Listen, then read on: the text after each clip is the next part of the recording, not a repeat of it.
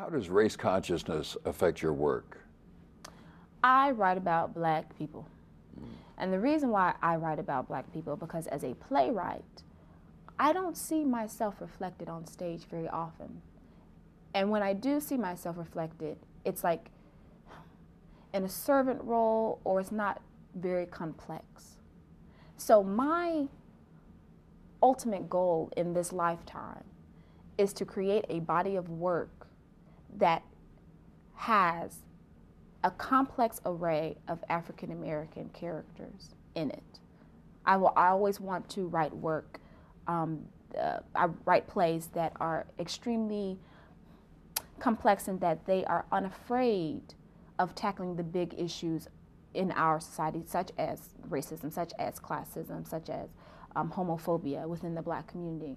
I'm interested in those things, but mostly I have dedicated myself in the endeavor of developing characters on stage that are African American. I mean, and you know, I'm coming on the heels of someone like August Wilson, who has this beautiful body of work, you know, plays that extend from, you know, slavery till now, you know.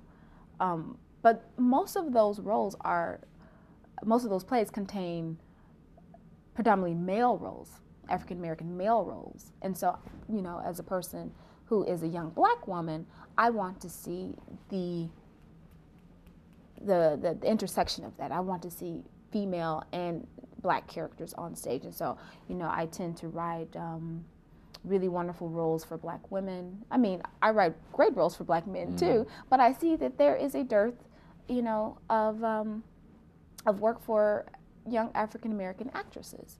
And I really want to see that on stage before, you know, I pass, which will hopefully be a very, very, you know, We hope so. further down the line. Let me ask you to respond to a quote from a man named William Allen. He says there's a danger in continually thinking of race or gender until we learn to, once again, to use the language of American freedom in an appropriate way that embraces us all. We're going to continue to harm this country. Is there a danger of divisiveness when you focus on the concept of black leadership? I must say that I don't think there is a danger to focus on the concept of black leadership. I don't think there is a danger in focusing on sex or race. I think in focusing and deconstructing the specificities of that, one can move America forward, because that's where we're lacking. That's where, you know, that's the one place where we as Americans haven't moved forward on. And so in order to get to the place of freedom and justice and equality for all, we have to dismantle those shackles mentally that we have created in regards to, you know, always putting blacks last, always putting women last. You know, I don't think it's a divisive thing to talk about the problems that certain groups of people come up against.